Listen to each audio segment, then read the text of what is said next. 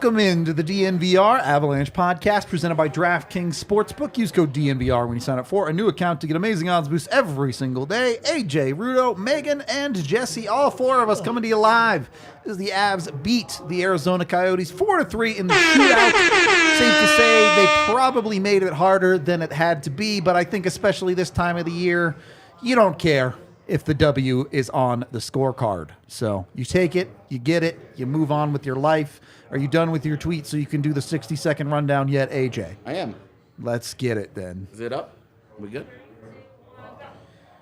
So the first period happened.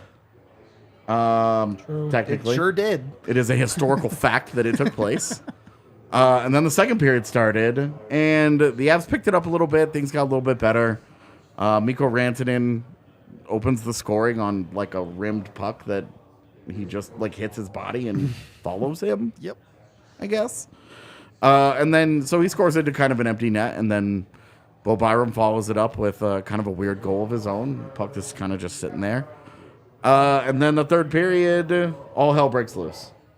You get halfway through the third period, it's still 2-0. Everything is fine. Matias Maccelli scores from a sharp angle to make it 2-1. Okay, that's one thing. Then your top line has the world's worst line change.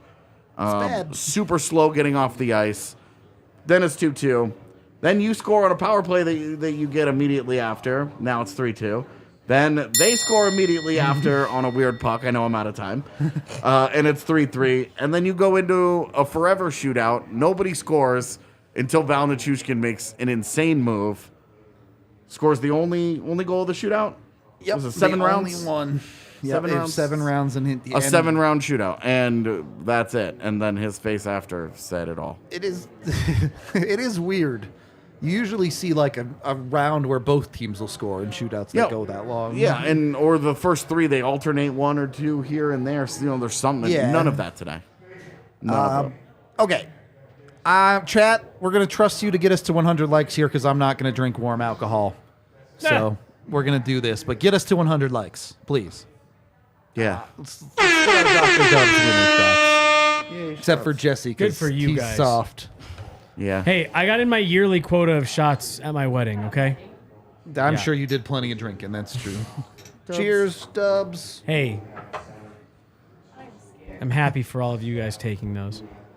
Yeah, there we go. Nothing better than one shot, not enough to get you drunk, but tastes equally as horrible, am I right? They don't taste Speak that for bad. yourself. It might be The enough. look on your faces says otherwise. Fireball's not my thing. Fireball. God. Yeah. Woo! Anyway, Yeah.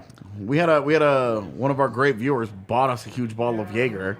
that we refuse to use. We are now 2 games into not using. So. What is the No, you reason? wanna hear Is an it, argument are from we? me on that? Is it being saved? No. Taylor just brought up shots. Yeah. Oh. He was being proactive today. No, now I kind of like it. Yeah. No. Maybe we just don't crack it open until a really good occasion calls for it. So my fear is that they don't have a very deep playoff run, and then we have half the bottle left, and then we have to drink the rest of that bottle that night to go into the Drown summer. the sorrows. Yeah, exactly.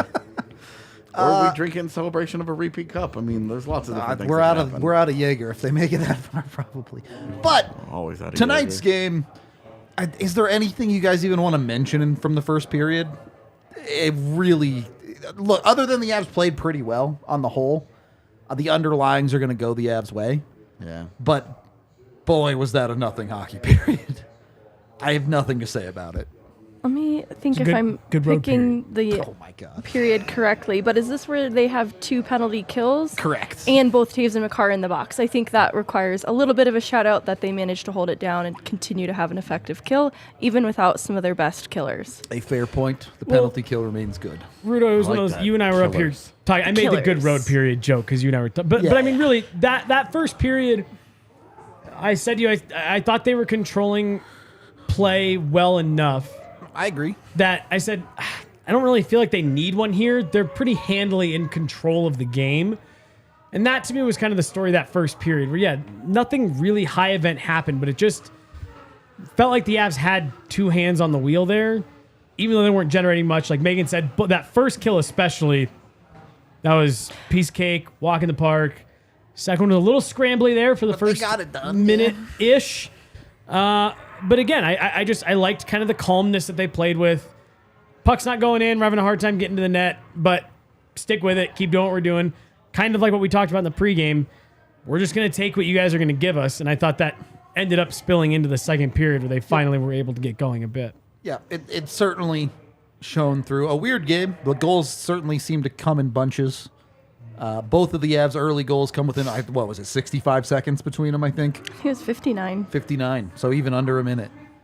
When was I whining? What was I whining about? I don't know what you were whining about. I whine a about the lot, shots, but about the shots. Oh, yes. Okay, Yeah. I was like, I know I do that, but I You couldn't were right, think of- Rudolph. yeah. Sorry, that was a different stretch of goals. 6 seconds, who cares? Anyway, AJ, you kind of mentioned they're not the cleanest goals of all time, Yeah. but one, does Connor Ingram just have nightmares about the Colorado Avalanche? Is that his entire sleep cycle? Is just him waking up with Avs bearing down on him with the puck? Maybe. I would guess so. I can't imagine he looks forward to these games. It would really suck if like that was actually his night. Like he wakes up and he's just like you're pulled out of that like deep sleep state and you're like near the beginning. Oh my god! And like that's all you see. Like that would be terrible. Yeah. Let me ask you this: how much credit does Mikko get for this play, and how much of this is him just being in the right spot for a fortunate bounce? Well, nobody else puts him in that spot except him. For sure. And it's really like it's on the goalie to make a better play than he does, and he doesn't. And so I give all the credit in the world to Mikko for hey, he gets his body in position to be disruptive to the rim. You don't very often see a puck like follow along with a guy like that.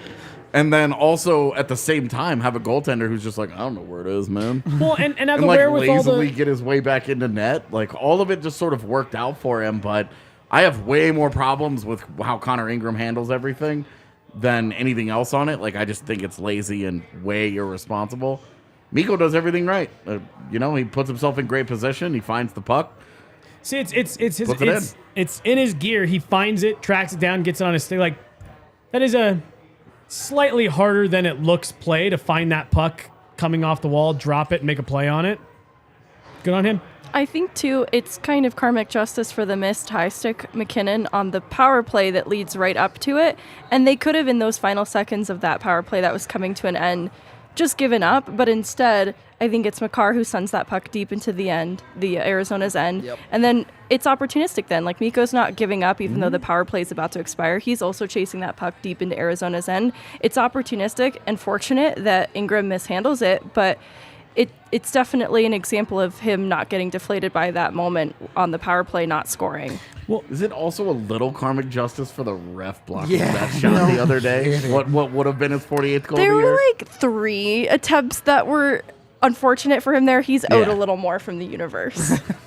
So this is just a good start. It's a to- good start. to him getting that paid off. All right, We cool. can all agree he's owed at least 2 more, right? Because he's at 48. That's Yeah. where I'm at. What's so funny about I'm good Mikko with this. and that goal that goal and then the shootout attempt are kind of like a microcosm of who Mikko is. Because there's been so many times throughout his Avalanche tenure where people can be so frustrated with him, but he's just a good enough player that he can have he wasn't very good today. He can coast on the talent, He though. fought Yeah. today, but he's good enough that he makes those plays on one shift, and it's like, all right, that kind of undoes you having a shitty day because you And then found a way to contribute. If that's the floor, you're insanely good Right, at hockey. right, Well, and right. like how many times we've talked about Mikko Rantanen will like drift through a game, you won't notice him much, and you get to a box score and he's got a goal and 2 assists. Right, and you're right, like, right. Yep. What happened Yeah, here, man? yeah. One of them primary, and it's like, Yeah, sick. and you're just like, sure. Right. I guess All he's right. just better. Yeah. You get past that one, the Avs pick up the other one. Look, again, similar kind of thing. LOC does a good job to get the shot on net. Bo does a good job crashing. Get pretty fortunate with which Coyotes defenseman was it that basically kicks the puck I into think his it own was net? McBain. Was it McBain? It was. Okay. It's Jack McBain. Yep. I don't know. It felt like and this changed in the third period, which we'll get to, but it felt like a lot of the Arizona games versus Colorado, we've seen Arizona get pretty lucky. Yep.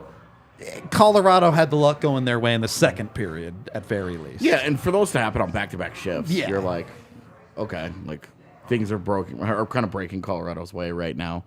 And I guess that's a conversation where you could say that you earned that luck. For sure. Because you put yourself in these They positions. were dominating the game. Yeah, both times they put themselves in a position for something like this to happen. It just goes their way for once, and cool. The Byram goal, I really do want to give some love to Cogliano, the outlet pass from cross ice. It was nice. Not the kind of play that you expect out of a depth line like that. It's easy to just, for a guy like that, to just get it to the center line. Get it in, and We'll change, we'll live to fight another day. And instead, Cogliano makes an actual play with it. And then LOC does a great job getting in and getting a quality shot so that there could be a rebound. And then everything from there, McBain kind of kicks it, and then Byram finds it and puts it in. And great. That's awesome. That's just... You've hard work being in the right spot. Yeah, you've played, like you've done all the right things up to that moment. You get a break, and then you just capitalize from there. So the 2-0 lead, obviously there was some good fortune that was involved in it, but also good execution there. You gotta finish that. And like you kind of said, you look at the underlyings, and it's like, yeah, the Avs should probably be up about 2-0 the way this game is going. Yeah. It really did feel like an appropriate score for the game through 2 periods. All right. So I want to have this conversation about Georgiev because Damn, I thought for sure that was the start. Thought you were trying to like, what's a funny way I can transition into this ad read? nope. 50 minutes of this game, he plays extremely well. Yep. The last 10, he gives up 3 goals. I don't think anyone's going to have a problem with the second one. It's a guy in all alone. The first one, maybe you'd like him to stop, but that's a laser beam from Matthias Michelli. Yeah. And then the third one is just a bad goal. Where are we giving Georgiev credit for the first 50 minutes of this game and not worrying about the last 10? Yeah. Also credit for the shootout, which we'll get to. Or are we sitting on the concern of that 10 minutes a little bit here? No. For Georgiev? Yeah. I have more issue with the way the Avs played in the first 10 minutes of that period. Okay. I don't disagree with Copy-paste. you on that. Still my answer. We can talk about that. Let's talk about Georgiev first, though. I'm not worried about him Okay. in that frame because, honestly, it's the context of the game in that moment, too. He true. did face more of a workload than he did through the entirety of that game, so you'd like to see him still be fresh on his feet when he does start to experience a little bit more, but that really shouldn't have been the case. That shouldn't have been the story of this game in the third period in those 10 minutes. Bad line change, weird Spinorana move from Clayton Keller on that other one. That first one is like goal line backdoor. Those are weird, and not weird in that he couldn't have made those saves, like especially the Clayton Keller one. I think he could have. He should still have been tracking where that puck was coming from. That's a Spinorana move. I was gonna say, I'm not super upset by that. So that was going to be my point. The third one, if you don't like it, I understand why you don't like it. But really, none of those 3 goals really bother me. Like, I don't look at those like, oh, Georgiev has to be better. The third one bothers me. Like I said, sure. Like, I get it. But to Megan's point, what makes that one weird is it looks like a non-threatening play. Clayton Keller's got his back to you. He's facing the opposite direction up ice. And then he just whips around, throws that one on. I can see why, like Megan said, yes, you'd like him to still be tracking that puck, get out on top of the paint, make a stop. But again, it's just kind of a fluky one. The Michelli shot, that's a ridiculous shot. Georgiev gave him a 2x2 area to put that in, and he did. Yeah, goalies give that Right. because they want you to try and go for that. And you saw in overtime, Mikko goes for that exact goal twice. Yeah. Doesn't get it. You know why? Because it's really hard to do. Yeah, and it's just one of those things for me that I think the 50 minutes plus overtime in the shootout is more representative of the night that Georgiev had, and not the third period where he gave up goals on good chances. And to be clear, not worried about him beyond this game at all by any stretch. I just look at that third goal and say, You know what? But so I guess The Avs could have made their life a lot easier if Georgiev gives them a good Sure, save. but I mean, like, then... But again, it's a fluky, weird one. Meh. You'd like him to have it back. If it doesn't cause you any concern, what concern could that possibly cause you?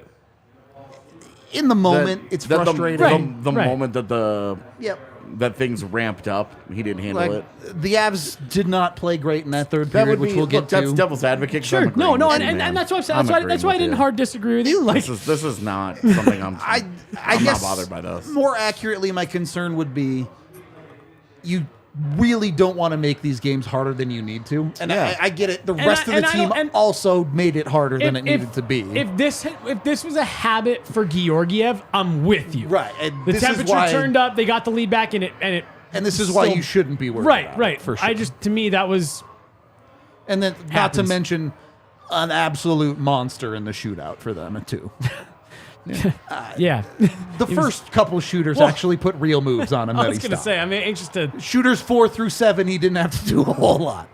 But we'll get there as well. Before that, we are brought to you by Breckenridge Brewery, the official beer of DNVR. You can get it here at the bar, 8 different kinds on tap, or anywhere in the United States. Use the Breck Beer Locator online at breckbrew.com to find it near you. Tons of delicious flavor. Yeah, you're taking a look at that too? I was going to take a look when I get a second. Early shirt designs are coming in, folks. Oh, is that what that is? It is.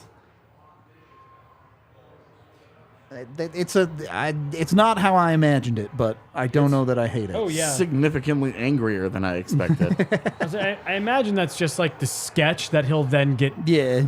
in and. Because I want the face to look more like Oh really? his real face. Oh, is this a? Personally, that could be a personal. No, send that to him. Yeah, give him that feedback. He takes that. That's why he sends it to us. Well, I mean, do you guys feel that way too, or are you like, no, I kind of like the.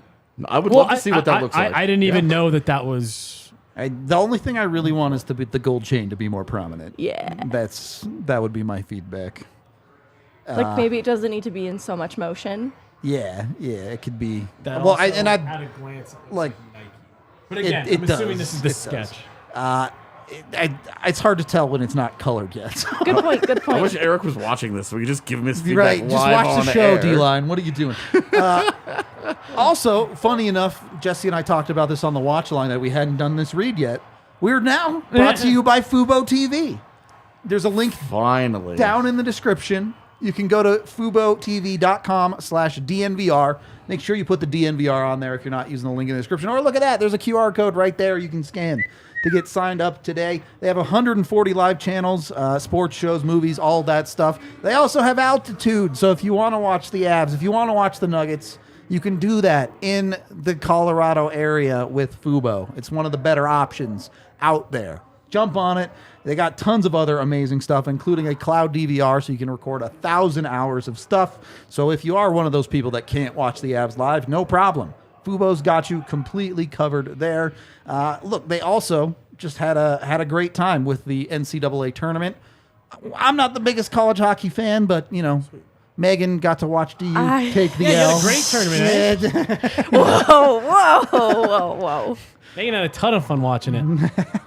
So if you're into that type of thing, if you're a DU fan, they got you covered with all of that. Tons of other stuff as well. So highly recommend you go check it out. If you just want Altitude, it's probably worth the money, but all the other stuff as well. Again, you use the link in the description or go to FuboTV.com/DNVR and you get 15% off your first month of Fubo Pro. Second period of the DNVR Avalanche Podcast. Can I ask a quick DU follow-up? Oh, yeah, go Just for real it. quick. Is it considered a major disappointment? Like, no, seriously. No, I know. It's just But fun. We were Not me we were- like biting the insides of my cheeks, Yeah. trying not to Yeah. cry. no, we like were I'm just, roasting her the other night in the press box. Her and Ryan. Yeah. That sucks. No, I don't mean to like. no, I'm not- actually All okay. lightheartedly. It's hard because of how good their regular season actually was. I think that does add to the disappointment because Yeah. they looked like they could compete for Yeah. it again this year fully, and they are going to lose some of the key reasons they got there inevitably. Probably Magnus Krona any day now, like presumably Carter Mazer. So some of that core stays intact, and there have been guys who've come through newly through the transfer portal that they're still going to be competitive next year. Yeah. But the back-to-back angle definitely deflates not being able to chase it consecutively. But I think they'll still be competitive next year. I've watched them play a lot of losing hockey. I know people are like, they're so good. They haven't always been that good year by year. I was excited for the year they had. It's disappointing. I don't think they played to the standard that they could have. I knew them to be better than that, but they'll be fine next year. Well, I will just happily curious. sacrifice the DU back-to-back if it means the Avs back-to-back works I know, out. it's like, is this a bad omen? Yeah, I don't think that's how the world works. They didn't experience nearly as much adversity, and maybe they needed to. Maybe. At some point, adversity is healthy, but also at some point you're just like, dude, do we ever just get to play? Yeah. And I think I wonder how this Avs team feels about that, yeah. Like, the entire year has been such a grind. I wonder. And it's like we talk about that 1 seed Flames team that the Avs beat that had no problems. Yeah.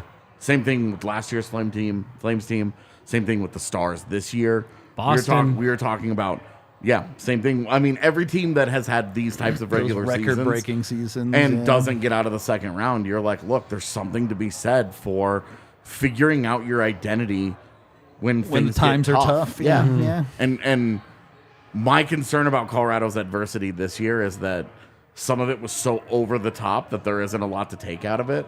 Like you go into December and you are icing An AHL group. so many Colorado Eagles, 8 guys that who won't be are- on your playoff roster. who are Yeah. playing prominent roles. Not like there's Right. 3 Eagles making up your 4th line. Like we're talking like half the roster at one point. Yeah. You know, and you're playing quality opponents in that time. You're just getting smoked.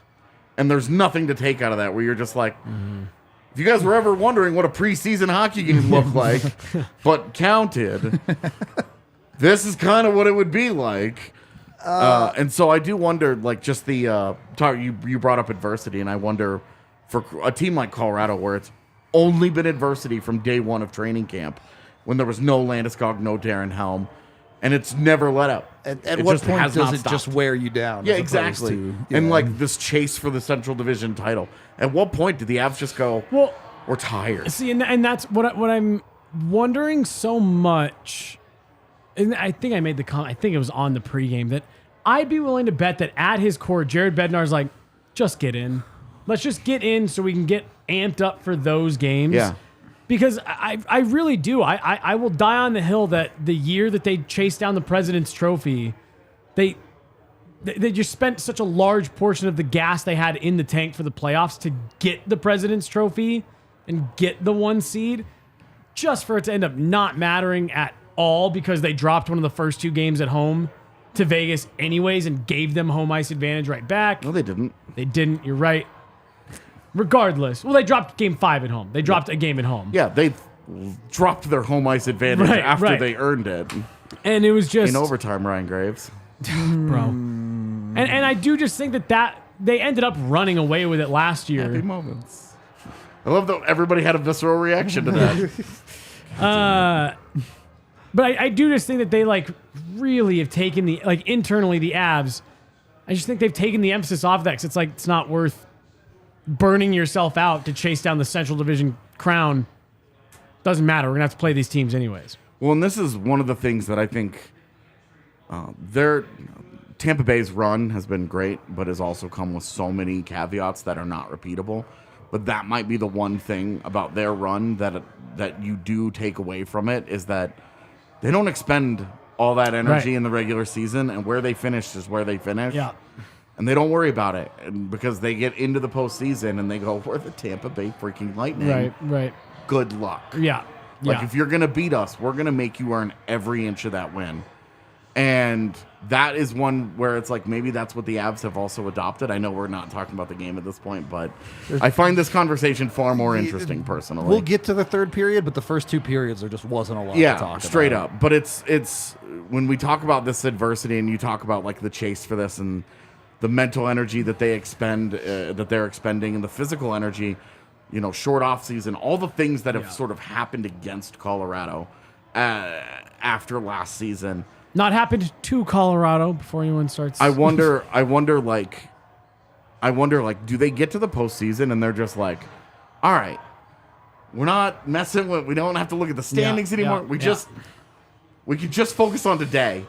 We could just focus on this. This is the task at hand. Like, I wonder if postseason hockey is almost something that loosens them up and ends up being refreshing for them, because they're like, this is the mission. We survived whatever that was. Yeah. And now we're back in prime position, and everybody out there is afraid of us. I wrote about it right before I left at the rink. We talked about it. Jared Bednar admitted what you just said. He goes, yeah, we were playing the Stanley Cup final. And I'm paraphrasing. Like, it is hard to get up for Tuesday night against the Columbus Blue Jackets. Totally. Like, it is hard to do that. Yeah. When you've gone through that run.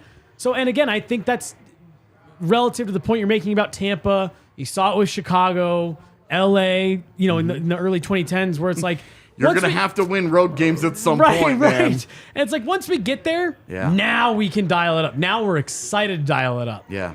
And I just think that's what makes Tampa, what has made Tampa so dangerous over the last couple of years, is like, we're here. Now we know how to do this. Yeah.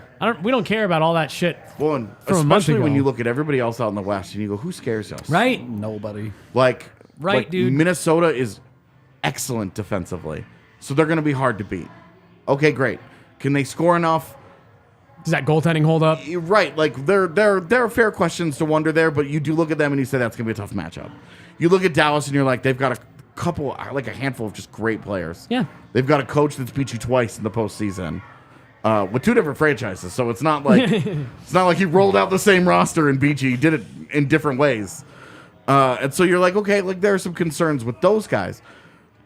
Anybody else out west? Well, see, I think it's does anybody really scare you? Because nobody out west has walked the walk. For me, it's a bunch of teams, kind of like what you said. Yeah, that's a tough team. They have A, B, or C. Man, that team like Vegas, sure. Like they got Jack Eichel. You got some game breakers. You got Alex Pietrangelo.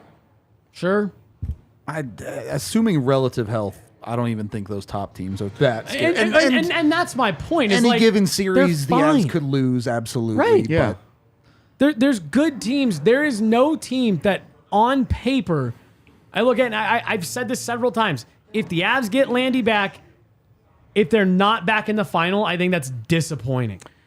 Even if they don't get Landy back, I think it's the aren't Western all Conference the final. other teams out west going, who's the team that scares you when they Right. all go Colorado? Right. Yep. If you get everyone but Landeskog back, I agree with you. And then if you do get Landy back, how much does that breathe new life into a team if they get their captain? Yeah. At some point during the postseason, maybe not even round one, but Right. some point during the postseason, doesn't that re-energize a group a little bit? That like, Dude, totally. we Megan, are are you are healthy, we are good to go. This is us. You know, and now this- our leader's here. Are you as confident as the rest of us in the Avs here? Yeah.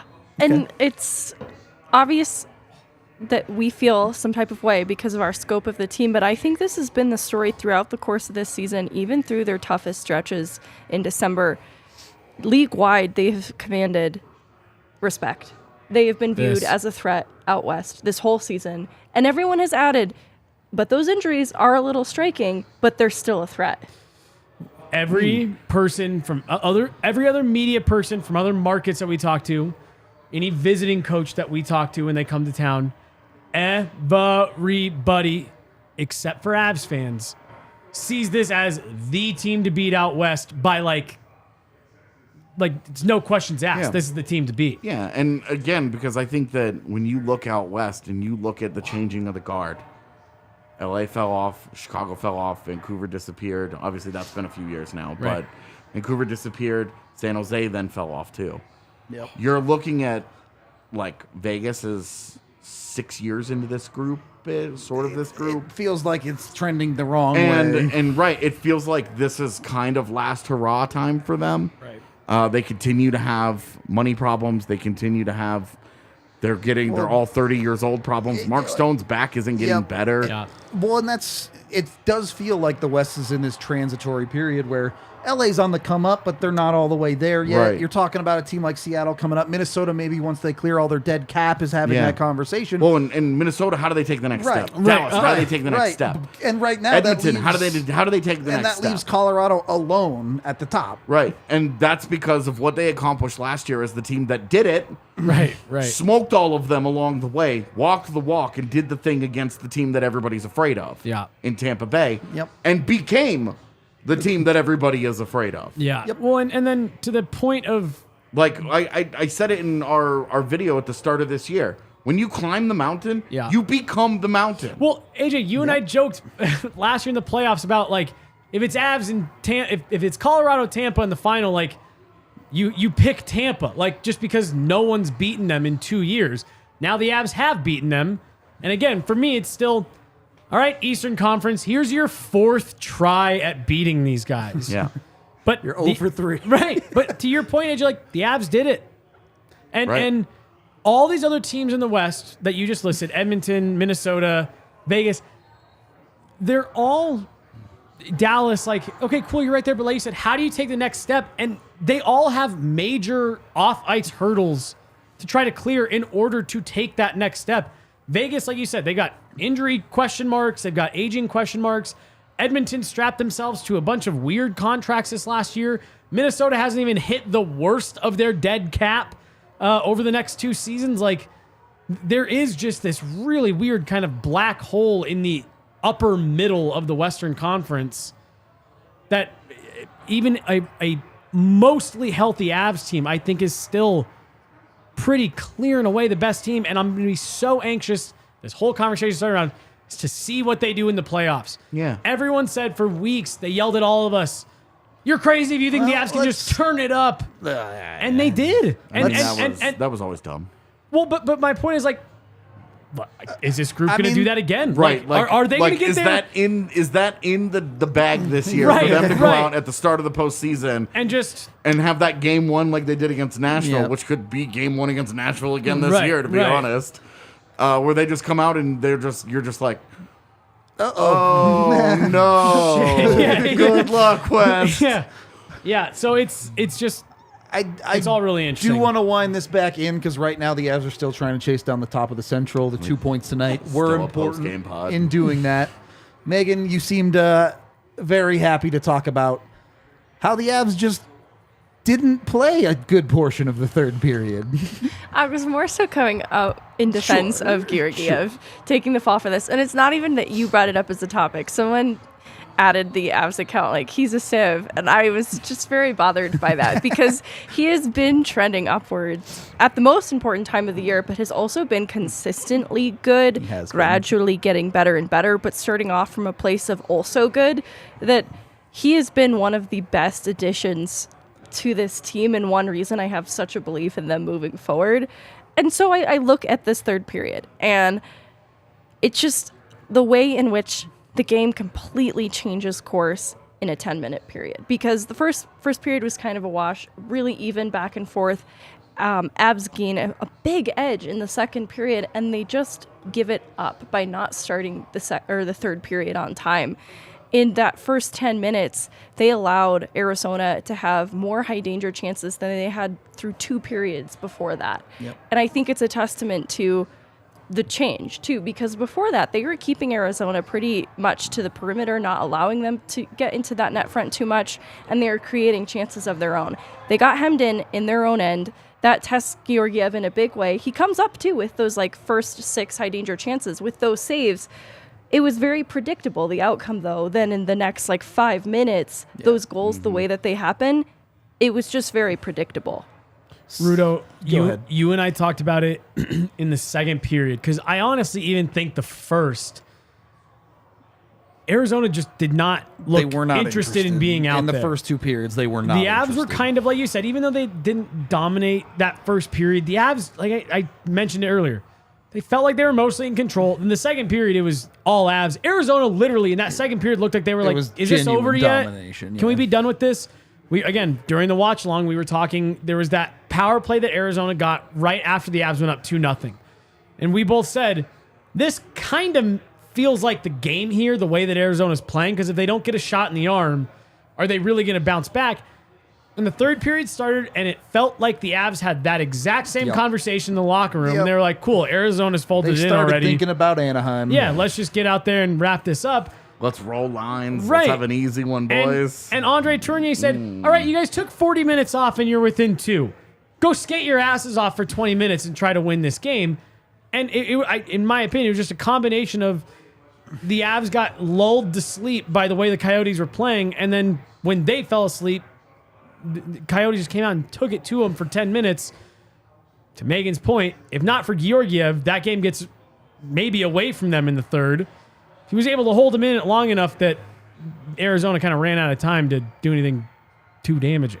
To build on Megan's defense of Georgiev, if I had told you that this was his second worst statistical month of the season, doesn't that make you actually feel like that's like insanely impressive. pretty good about him? Yeah. Because he's played really, really well for a couple weeks now. Yep.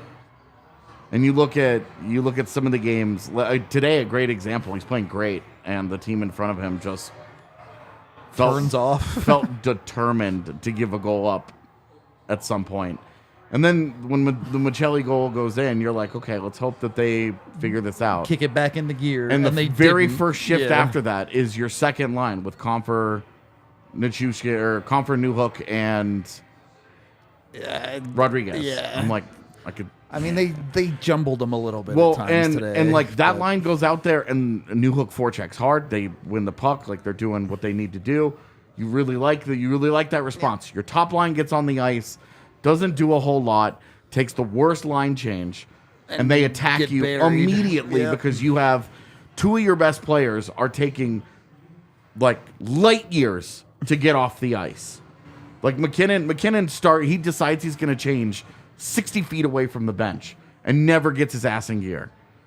And it just opens up the door for exactly what the Coyotes did, where they just attacked because you opened the door for them. Yep. And they walk right in and they score an easy one on you. And Georgiev, you're looking at Georgiev and he's like, guys, help. this period has already been kind of crazy. How are you getting worse? Yeah. And then your second line, once again, in response, goes out, gets on the ice, immediately pucks it deep. They get deep. They're skating. They draw a penalty. Yep. You score on that power play. You're like, great, we're back. We're gonna we've reset. We have our lead. And they looked better. And then Georgiev gives up one that you don't love. Yep. Like that third one, you just don't love that from him. And you're looking at it and you're like, how many goals has Georgiev given up in the last 2 weeks that you look at and you're like, what are you doing? Mm-hmm. Because I'm struggling to come up with the list here. This one. He's been really Yeah. freaking good for you. And some of the ones that you might be like, wow, I wish you didn't give that one up, were in games that were ultimately over. Yeah, like I really don't look at very many of them and just think, what's he up to here? Like, what's Yep. going on? Why is this happening again? Where is he? Yep. There have been a couple of games in the last couple of weeks in which he has been really good, in my opinion, and has had to eat some tough numbers. Yep. Like the Pittsburgh game. Yep. People are all over Sam Girard because he gets undressed by Sidney Crosby. Right. But so does Georgiev. Yep. But one guy is the bad guy, and the other one is like, it's Crosby. But like, it's Sidney Crosby. And then you give up a couple of goals on backdoor tap-ins from guys. Which, like, what's he supposed to do? Yeah, and you're looking at Georgiev, and like he gives up 4 goals on 44 shots. He ends up with a .909 save percentage in a game and gives up 4 goals. Yep. Guy plays great for you. All of this is just saying Alexander Georgiev rules, and he's been awesome for them basically since January 1st. And the NHL roster got back in front of him. Yeah. He does not put up great numbers in December when all hell breaks loose on the roster in front of him. I also don't think he played great. But you look at the team in front of him totally quits on him today. Yep. And he still Kept them in it. It still took them a solid 17, 18 minutes to really scare you. Okay. On that note, we are brought to you by DraftKings Sportsbook. I would not bet on Georgiev to win the Vezina. We agreed he's probably about 5th best goalie in the league. Yeah. And that's right where he should finish. Yeah. 5th. it's still very, very good. Just don't take that bet. Maybe take the bet for over on saves on him with some regularity, though. Can make some good money that way. You can, of course, bet on anything you want with DraftKings. Literally made up sports you can gamble on. If that's what you feel like doing, go check it out. I was watching some professional tag the other day. Sick. Pretty wild stuff, too. Those guys are impressive. I don't understand how the taggers catch anyone. Like, Yeah. they're so fast. Yeah. It's incredible. Every time I watch those, my knees, I can just feel. I'm like, how do these guys not have ACLs just explode on a regular basis? The positions that they contort Well, they themselves probably into. do. Yeah, I was going to say. That's not what they're putting on ESPN. Yeah, that's true. But whatever it enough. is, go over to DraftKings, use the DNVR code, and you bet $5 with a new account. You get $150 in free bets to bet however you feel. So go check them out. Do what you want. Bet on what you want. Must be 21 or older. Colorado only. Other terms, restrictions, and conditions apply. See the show notes down below for details. If you have a gambling problem, call 1-800-522-4700. And it's all void in Ohio. Once you've won a little bit of money, maybe go check out Illegal Pete's. 10 different locations here in Colorado. You can get yourself delicious burritos from Illegal Pete's. They've got tons of amazing options for fresh food. They also have happy hour from 3 to 6 p.m., where right now, if you go and order some vodka, they are donating a portion of the proceeds to children in Colorado. You can jump on it. It's let me see exactly what it is. Youth on Record is who they're donating to when you get vodka during happy hour at Illegal Pete's. All of the month of March, so there's still like a week left where you can go in and help out the kids and have some delicious vodka. Jump on it, burrito, beer, buddies, all the good stuff at Illegal Pete's. Third period of the DNVR Avalanche Podcast presented by DraftKings Sportsbook. We kind of already covered the Coyotes' third goal, so let's get to our king of the game. The man who gets the Avs their third goal of the game, and the man Great who picture. ultimately wins the game itself, Val Nichushkin, shows up in the clutch for Colorado. No personality all year long. You don't see anything out of that guy. And then he scores the third goal, and he thumps his chest, little lion action. Yeah. And then he gets the shootout goal, and it's all, I mean, look at him. Bro, that celly he had a few weeks ago when I can't remember who it was in Wasn't front of it the net. Graves? Was it Yeah, it Graves? was Graves. And he like It was stood Graves. over him. Oh, I and was he like, mugged him? Yeah. like, okay. So he shoots, cross-checks Graves Yeah. while the puck is going in. Can we go find that? Stands over him and stares at Go him. Yeah, I take was a like, picture of that face and send yeah, it to Eric and yeah, be don't like, mess- this is the face that goes Yeah, on the yeah, train. yeah. This is the train. The train. He Yeah. he's had some stank to his game these last month. Yeah, that's been The good. celebration today, and like all of it, right? Yep. The move. Dude, that move- move's ridiculous. He's the first guy in 6 shooters to make an actual move on a goaltender, and look And what it's happened. nasty. So we were all talking about it. If you were listening on the watch long, that was one of the. And I don't want to be too dramatic. That was just a really weird shootout. It was. We seriously had like 7 consecutive shooters between both teams combined that did not make a move, that just took a snapshot from between the circles. And the last, like, 2 or 3 shooters, again, I give Georgiev all the credit in the world. He stopped all 7. But the last 2 or 3, he just stands there and they just hit him. And it's Out- like, he- okay.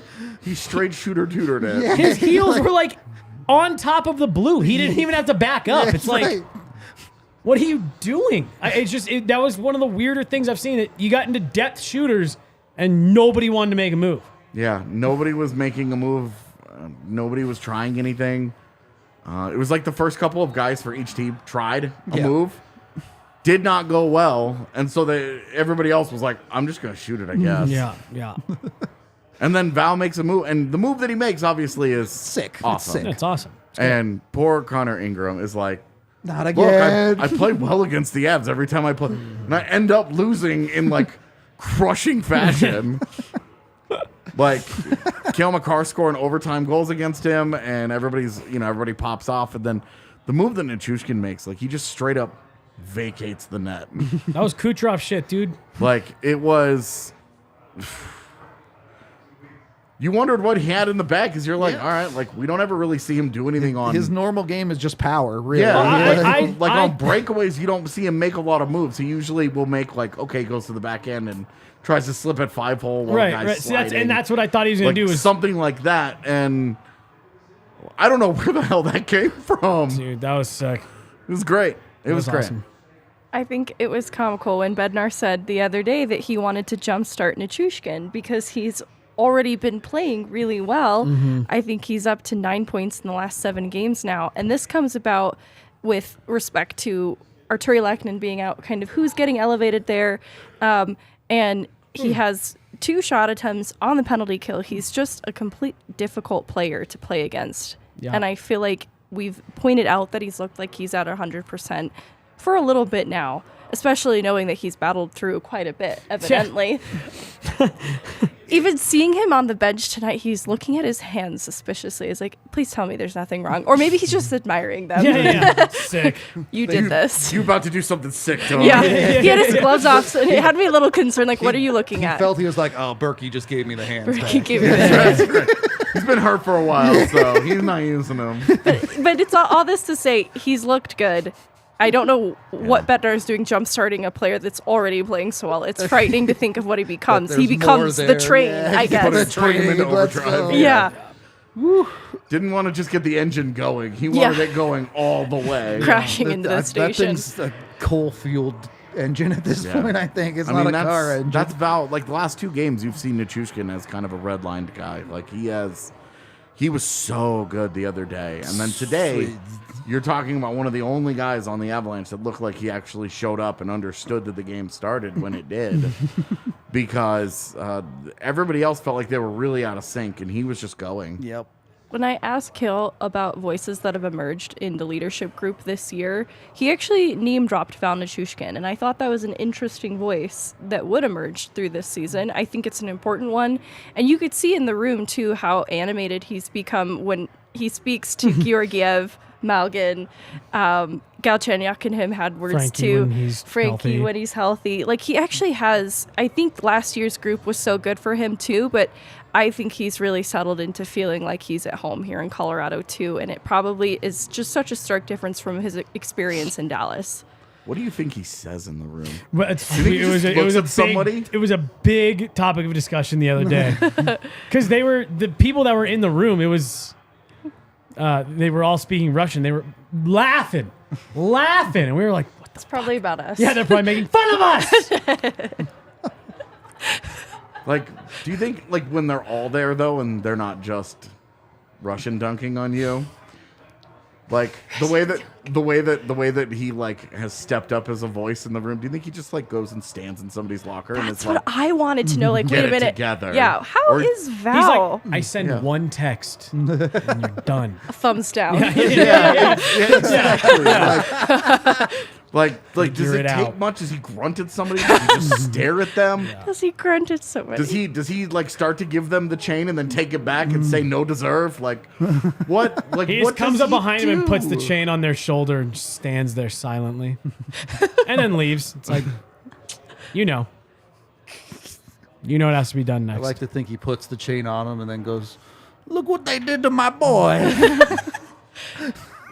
Anyway. I'm not sure what accent that I ended up can't. being. I can't do an Italian accent. I know that, so I just use my normal voice. That was your normal voice? Well, I changed the tone, but normal accent. Why did we land on Italian? Because I'm trying to do the Godfather thing. But Okay. I think we should just wrap this pod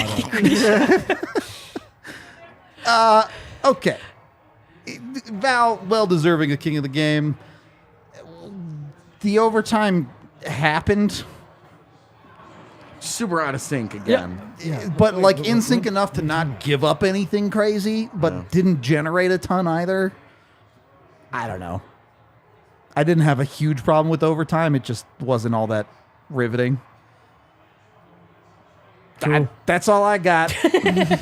Sick, yeah. You guys mentioned during the watch along Oh, that all right. Bo seemed a little like uncomfortable. Yeah, that's in overtime. He did not look like he really knew what he was doing out there. That's he fair. really did not feel Bo, we're comfortable with all talking about that. here. All that Byram with all the space. He looked like he was like, "How do I do this? Yeah. This is a little foreign to me." I know I can make a big mistake if I do something dumb. So he looked very apprehensive. Which is unusual for him. Yeah. Apprehensive is not a word I would use to describe him in general. Yeah. All right, looks like we got some super chats to get to here. Also, thank you for the over 100 likes chat. We appreciate that very much. And the one guy that comes in to give us the downvote. Dislike every You're show. still giving us that view. We love you. I actually love that just a little bit. Yeah. I love the dedication to the He pettiness. comes in. It's Val. That's Val. Yeah. Nice knowing you guys. $2 from Rick. Excited for an Avs Bruins final. Let's go. I don't want to get ahead of ourselves too much, but Yeah, the Bruins won't Bruins make it won't there. get there. Thank you for the $2. Jesse and AJ joint burn. $2 from Kevin, who says, "Good guys win, great game." Well, the first part's true. I mean, it was a good game in the third period for an external viewer Yeah, with no dog in it. true. There were no dogs in it today. It was just puppies. $5 from Banks, who says, "That mullet magic had me nervous. Huge 2 points, though. Love the way Georgiev collected himself. The man is real AF." This is a really good point that we didn't really touch on, but you give up 3 goals in 9 minutes in the third period, and then you go out and lock it down completely in a shutout. If you're worried about a guy being a head case, that is not how a head case responds. Right. He looked fine in the Yeah. shootout, too. You said it on the Hayton shootout attempt where he was like, "Nah." Yeah. He This is not He tried happening. to do that like Yeah. way wide and then slip it Yeah. to the backhand and then catch him off guard. And Georgiev ate the whole thing up. Yeah. It was like dessert. And nom, nom, nom, nom, nom, nom, nom, nom. Just straight up Cookie Monstered that attempt. $10 from our boy Eddie. "I was there for the game and it was electric. So many Avs fans. Nuke got Berkey's hands today." Certainly had something working today. There's no doubt about that. At this point, they might just be Nuke's hands, to be honest with you. Yeah, Berkey hasn't. It's been a while, yeah. He's not making good use of them. And then $5 from Eric, who says, "Finally able to catch a live show. Huge win for the team. Georgie is goated in shootouts. I'll be at the Ducks game tomorrow." Nice. I saw somebody mention in chat earlier about Georgiev being the best in the NHL shootouts this year, and I will be curious. to actually How look it at the stacks up numbers. in the Yeah. end. Yeah. I am going to go home and look at those numbers, also knowing that Pavel Francouz has never given up a goal in a shootout. Very Has small been- sample size. Has there, been in a but- shootout yeah. this year, Yeah. so I will keep that in mind. But yeah, I am curious to see, because shootouts are up a little bit this year, obviously, as 3v3 has gotten Has more and been- more figured out, Yeah. where teams understand we're not going to do this back and forth for all 5 minutes, and it's definitely going to end. Yep. But it is. I will be curious to actually look up Georgiev's numbers in the shootout this year, relative to the other starters. Also, happy for you that you get to see the Avs game. I'm sorry you have to go to the Honda Center, though. Yeah. Yeah, Honda Center is. It's not the best. It might be the least favorite road building I've ever been in. Interesting. Dallas is really up there, though.